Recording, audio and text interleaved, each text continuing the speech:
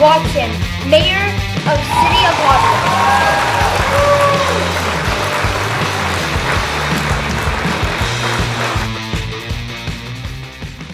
How are you? Hello, how are you doing? Good. I just saw your picture here. Did you see this in the Community Voice? I did. I got that yesterday. Yeah, hot off the press. Congratulations. Thank you. You're very famous. So, What school do you go to? Pardon?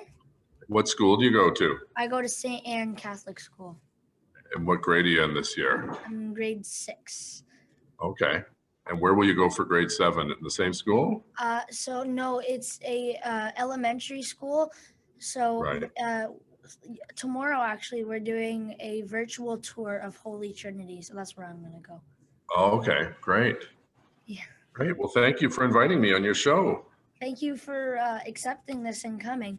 So I would like to congratulate you on being Ottawa's longest running mayor, because that's like a huge accomplishment. So I just want to say, congratulations.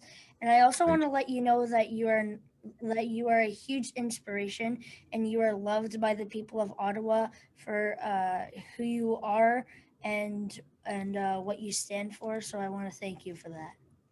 Well, that's very kind of you. Thank you very much, Zander, and congratulations on your success as a podcaster. And certainly you've had some health challenges, I know, and you're beating those back too, which is great. And I'm very impressed with how much you've accomplished in a relatively short period of time. So I'm glad I made the cut to be on your podcast. So I'm not as famous as Jimmy Kimmel, though. That must have been exciting to be interviewing Jimmy. It's exciting for every single guest. You might be a good politician with a line like that. You're very respectful. Thank you. So are you ready for the questions? All set. Yep. Awesome. So I understand that you were born in Montreal. What was your childhood like, and did you have those leadership skills growing up? Well, you're right. I was born in Montreal, but then I lived, my mother just went to the Montreal General to have me, but we actually lived in a little town called Lachute, Quebec, which is about 8,000 population, 80% French, 20% English. So I grew up in a small town, which I loved. You know all your neighbors, and it was a fun place to grow up. And it's not too far from here. It's about an hour and a half from Ottawa. But, I was always interested. I wanted to be a firefighter when I grew up, because the fire chief for our volunteer fire department lived a few doors down from my house. And he used to bring me to the fire station to see the trucks and the hoses and all the fun things that you see at a fire station. So, I didn't really think, much of, leadership qualities at that age. Or anything like that. I was a Cub Scout, and I was a Sixer, which I guess is you wear a gold woggle if you're in Cubs. So you were the leader of your small group within the Cub movement. But aside from that, never in a million years did I think I'd be mayor of the city of Ottawa, because I was growing up in a really small town, and I think I'd been to Ottawa once really for a school trip, and that was about it. So you said that, that's awesome, by the way. And you said that you went to Ottawa for a school trip. So I also know that you went to Carleton University. Did you fall in love with the city while studying here? And is that why you stayed? Yeah, I did. I loved the city. It was still pretty close, and there used to be train service to Lachute from Ottawa, so I could go and visit my grandmother or visit other relatives in Lachute.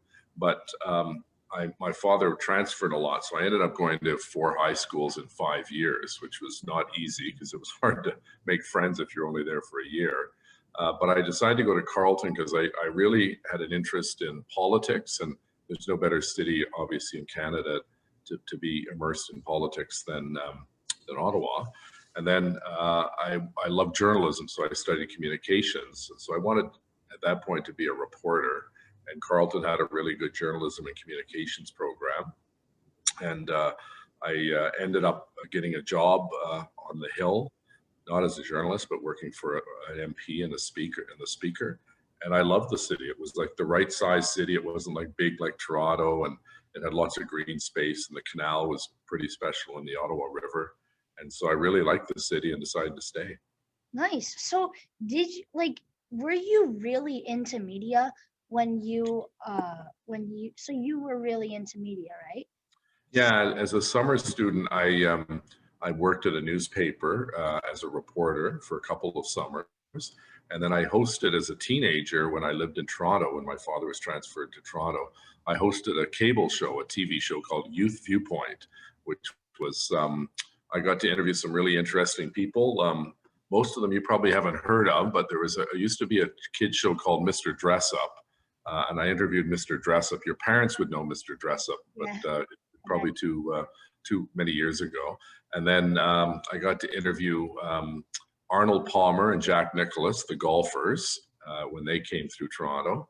And I got to interview people like Peter Kent and Lloyd Robertson. They were newscasters on CTV and CBC, and a couple other famous people, like a guy named Al Waxman, who used to have a show many years ago called The King of Kensington. So I had a really great opportunity to interview all of these people, and I was, I guess, at that stage about 16 years old. So it was pretty neat to have a TV show when you're 16, and I did that for a year. Wow, that's awesome. So, were you thinking of staying with media and interviewing people for like a whole job and doing it more often?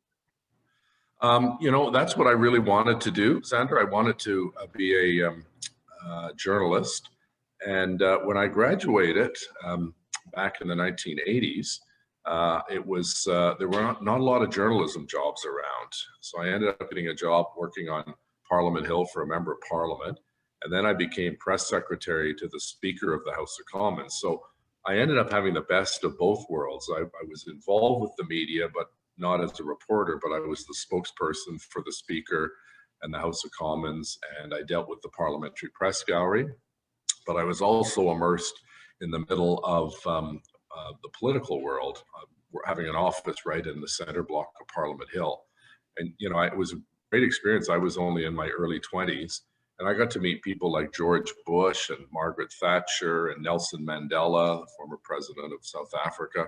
All of these great individuals that came through Ottawa. They would always go and visit the Speaker of the House, and I got a chance to be a fly on the wall for some of these great meetings between the Speaker and these distinguished guests.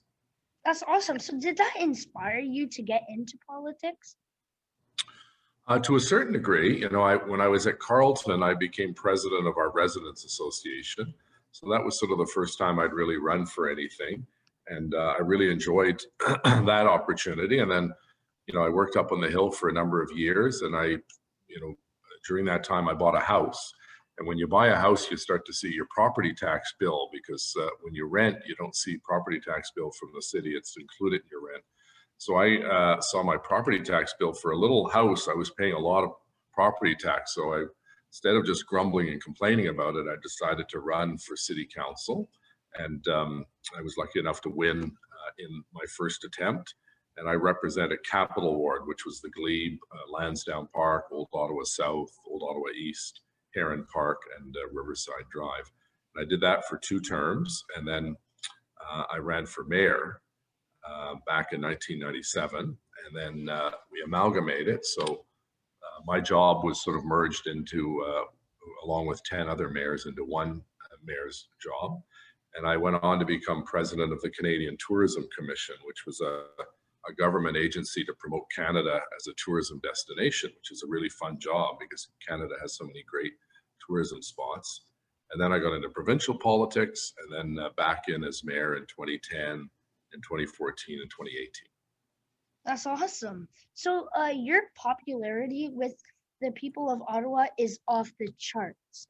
What is your leadership approach? Well, what I try to do, Zander, is I try to, when I go out for an election, I try to bring forward a realistic platform, one that I know is attainable and I can get support to get it through, because too many politicians promise you the world and then they never deliver. So I try to be realistic and bring forward promises that I can implement. And I think if I've had any degree of success in the 8 elections that I've been in, is that, I'll say something in the election and I'll stick to it after I get elected, so that you don't sort of flip-flop all the time. And end up, always breaking your promises, because, too many politicians, unfortunately, do that. And it adds to the public cynicism about politicians where, oh, you'll just say anything to get elected. So, a lot of people say, oh, you're not that, creative or imaginative. Well, I think, when you're dealing with other people's money, i.e. taxpayers' money, you're going to be prudent and responsible and put forward ideas that you think are going to make the city a better place. Awesome. So you've been in the office for 11 years now. What would you say has have been your greatest accomplishments? Yeah, well, it's actually coming up, I think, over 13 years, because if you count the previous mayor's stint I had in the old city of Ottawa, um, I look back on a couple of things. One was when I was a city councillor, the Aberdeen Pavilion at Lansdowne, that big castle at Lansdowne, it was ready to be demolished. And I worked with a couple other councillors and we managed to save that. And it's a really beautiful part of Lansdowne, right in the middle with the big silver dome on it. And that's a national historic site. So I was very fortunate to be able to save that from the bulldozer. Some of the other things I'm proud of, we finally, after 2 decades of talking about light rail, we got a light rail system. We obviously had some growing pains at the beginning, but it's actually working really well now. And we're expanding that to go farther east, west, and south. So that's something I'm really proud of to have worked on. We opened a new Ottawa Art Gallery, which is just behind the Rideau Centre, and it's spectacular and it's free of charge. People can go and see some of the great artists of Ottawa and the world for visitors and residents. Also, we cleaned up the Ottawa River. We had a thing called the Ottawa River Action Plan, where we've cleansed a lot of the water so that we don't have as many beach closings, on an ongoing basis. And I guess, the Innovation Center, which is a center where we bring people together, a lot of young people who have good ideas, but maybe need some mentoring and some help and some what we call incubation space, small desk to start their idea because they can't afford to rent an office. And we opened that at Bayview Yards, which is just off the Sir John A. Macdonald Parkway near Westboro. And those are just a couple of things. And then, we've really tried to emphasize community buildings. So we built a new rec center in Canada, the Richcraft Center, and then the Minto Center in Barhaven, and then the Francois Dupuis Pool and Community Center in Orleans. So, South End, East End, West End all got new big community centers. We opened a new Sensplex in Beacon Hill, Searville for a 4-pad skating surface. So we've really tried to invest in a lot of facilities for young people and seniors as well. And I'm really proud of those things. That's awesome. And what are some of the biggest changes you've seen in the city since coming into office? Well, that's a very good question. Probably the biggest is that we're now a city of over 1 million people. 2 years ago, we surpassed the 1 million mark. So that's a pretty big deal. We're one of the unique things about Ottawa is that we're a very large geographic city. And maybe Patrick, you can get me that map. I think it's in James's office. I'll just show you a map of how big Ottawa is. I had our staff put together a map of Ottawa, and they put overlaid the city maps of Vancouver, Toronto, Montreal, Calgary, and Edmonton. And all of these cities actually fit within the boundaries. You can just sort of see it there. You see, that's all of Ottawa. But all of those cities here, like this is Calgary in green. Well, that's the same size as West Carleton. But Calgary has a population of 1.3 million, and West Carleton only has 26,000. So that whole map represents Ottawa, and all of those cities, which are really big cities in their own right, can fit into our city, and we're still bigger by 100 square kilometers. That's Patrick over there, my press secretary. Say hello, Patrick. So, that's been a big change, because when I was mayor the first time, the city was much smaller, and then we went through an amalgamation in 2001 and merged all 10 cities into one. So there used to be a mayor of Canada and a mayor of Nepean and a mayor of Ottawa, and now there's just one mayor of Ottawa.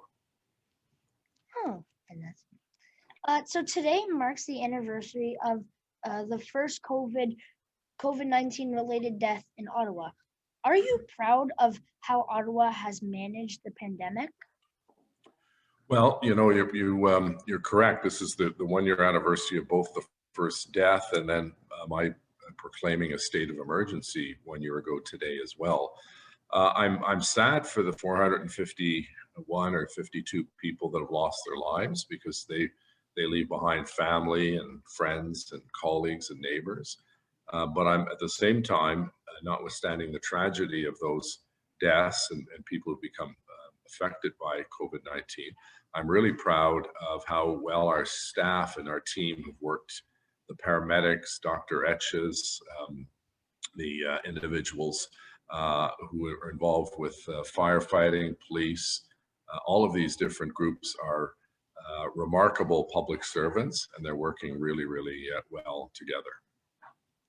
That's awesome. And if you were to describe our city and its people to someone outside of Canada, what would you say to them? Well, when we became a city of 1 million, we had to change the signs coming into Ottawa where it says the population. And we put a line on that. It says Ottawa, Canada in one city. And I think when you think about that, it really is true. We have a little bit of all of the country in our city. We border Quebec. We have French and English component. We have water. We have the Gatineau Hills on the other side of the river. We've got, agriculture is big in Ottawa. Like 82% of Ottawa is agricultural and forestry, believe it or not. People think of Ottawa as downtown or Canada or Barrhaven, but 82% of Ottawa is green space, like the Green Belt. And I think we have about 1,100 farms that work in Ottawa. So we've got farming, we've got cultural institutions like the National Arts Centre, the National Gallery, Parliament Hill. We've got the Byward Market, which is going to be 200 years old in 2027. So really, Canada or Ottawa is really a microcosm of the whole country. When you think of the geography and you think of the 4 distinct seasons and you think of the multiculturalism aspect of our city and the bilingual aspect of our city as well. So I hope that you decide to stay on as mayor of Ottawa until I decide to run for office. But when you I'd never want to run against you, Zander. You've got such a platform there with your podcast and going all the way to Jimmy Kimmel. I'm glad you're not old enough to run because you have to be 18. So you got a few more years. 7 years. But when you do step away, how would you want people to remember your time as the leader of our city? Well, I love an expression that was first said many years ago by a gentleman named Lord Baden-Powell. He was the founder of the Scout movement that started, the Boy Scouts and Cubs, over 100 years ago. And he had a very simple philosophy, and he said, always leave the campsite in better shape than you found it. And I think it's a good reminder that, you always want to, when you leave a job or leave an activity, you want to leave the playground or the school or the city or the business in better shape than you found it. And I think if everyone adopts that kind of a simple philosophy that we always try to do a little better than the last person, then I think we'll be a better, kinder, more beautiful city. That's awesome. And when I cook sometimes, my mom always says, clean up after yourself and make it. That's right. It's good lesson. So are you okay if we do some rapid fire questions? Sure. Yeah. I hope they're not tough. Okay. Awesome. Who was your idol as a child? Oh, wow. I had idols and mentors when I was older, like the Speaker of the House that I worked for, Dr. Sheila Basserer, who's unfortunately passed away. She was my deputy minister when I was Minister of Health Promotion. We brought in the Smoke Free Ontario Act to ban smoking in restaurants and bars and so on. She was an idol or a mentor. Probably my parents and my sister. We have a relatively small family. It's just the 4 of us. So, they were people I looked up to. What was your first ever job? First ever job, I was a camp counselor for disabled kids in Toronto. So I got to work with a lot of mentally challenged kids as a camp counselor. What has been your proudest moment in your career?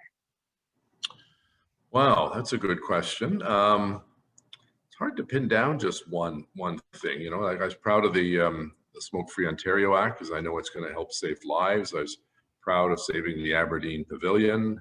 I was late coming out as a gay man. I was proud that I finally did. Those are some of the things. Awesome. Do you have a hidden talent that the people of Ottawa may not know and about it? And if so, what is it? Well, I have very few talents, that's for sure. But not really a talent, but I used to have a hobby. I bought a printing press and I used to print business cards and envelopes. And I really loved the printing business, and I would sell those to, you know, local businesses. So I had a small printing press in my basement. So that was something a lot of people don't know that I did, but it was a lot of fun. I did that for a number of years and made a lot of spending money over the years as a result of being a printer. That's cool. If you can have any superpower, what would it be? Probably to heal. You know, if someone's ill, to be able to use my superpowers to make them better. You're such a nice But I think, you know, I think that would be, you know, and unlike, you know, being invisible or anything like that, I think, you know, you want to have a superpower that can actually do some good. And, you know, that would be what I'd choose. That's awesome. So you're an avid reader. Who is your favorite author?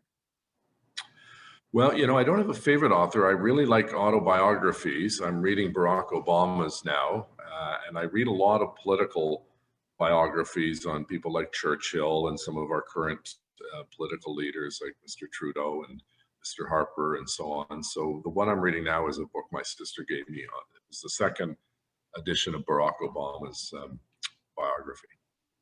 Oh, that's cool. So you have hosted so many fascinating people. Is there one individual that has had a lasting effect on you?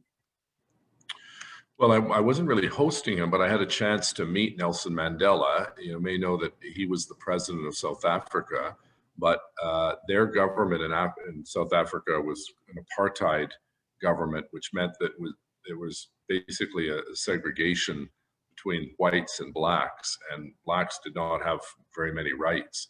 And Mr. Mandela went to jail for, I think, close to 30 years to protest and to fight against apartheid. And he was finally let out and he was voted in as president.